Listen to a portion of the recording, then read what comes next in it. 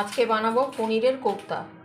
একটু পনির ছিল, এই পনিরটা এটাও গ্রেট করে নেবো, আর এই যে আলুটা সেদ্ধ করে নিয়েছি এটাও গ্রেট করে নেবো।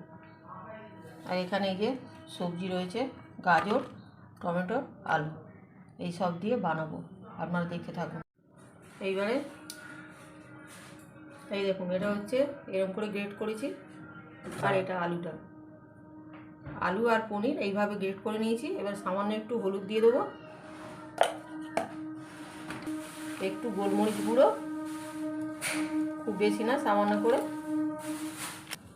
এটা হচ্ছে জিরে আর ধনে, আমি ঘরে এটা বেটে রাখি, ওইটা একটু দিয়ে দিলাম।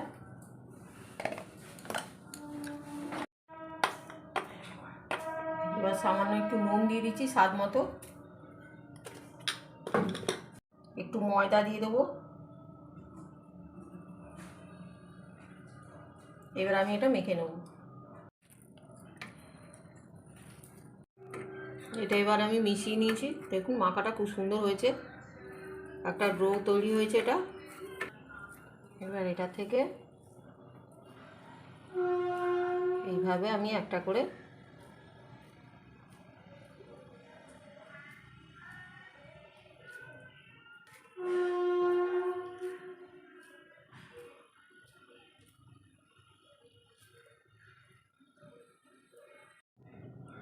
দেখুন, এগুলো আমার বানানো হয়ে গেছে। এই যে সব কটা বানিয়ে নিয়েছি। তেলটা গরম হয়ে গেছে, এবার আমি একটা একটা করে এগুলো দিয়ে ভেজে নেব।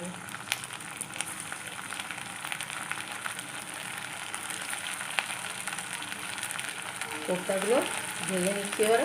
ভাজাটা লাল লাল করে ভাজা হয়ে গেছে, দেখুন খুব সুন্দর ভাজা হয়েছে। এবার আমি এগুলো তুলে নিচ্ছি।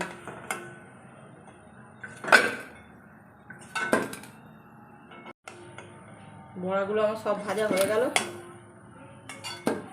দেখুন সব কটা বড়া আমার ভাজা হয়ে গেছে। এগুলো আমি একটু ভেজে নিচ্ছি হালকা করে, তারপরে ঢেলে নিয়ে ফোড়নটা দেবো। এটা আমার ভাজা হয়ে গেছে, এবার আমি এগুলো তুলে নেব।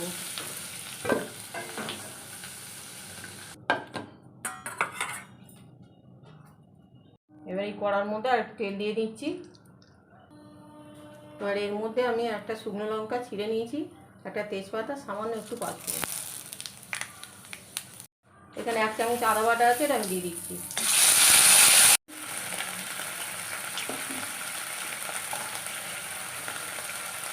দেব জিরে ধনে গুঁড়ো করা,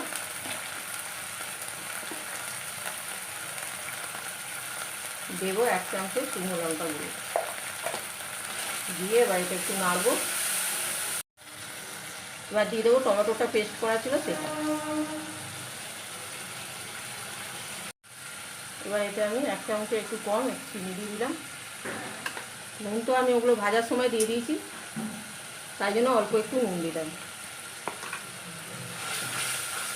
এবার মশলাটা আমার হয়ে এসছে, এবার একটু আনাজটা দিয়ে নেড়ে নেব।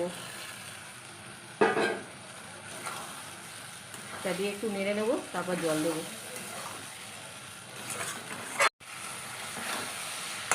মশলাটা আমার হয়ে গেছে, এবার আমি জল দিয়ে দেবো।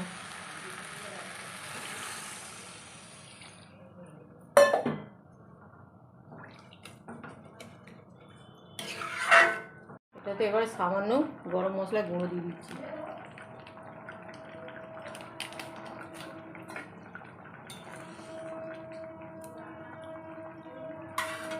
এবার এটার মধ্যে আমি এই কোফতাগুলো ছেড়ে দেবো।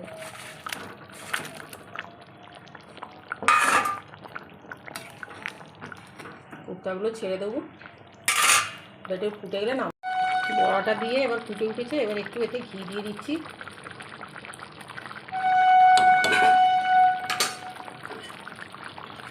এবার এটা আমার একটুখানি ঝোল রেখে নামাতে হবে, নাহলে এটা টেনে যাবে পুরো। দেখুন কোফতাটা আমি ঢেলে নিয়েছি, এই যে সামান্য একটু ঝোল আছে, এটা আরও বসে যাবে।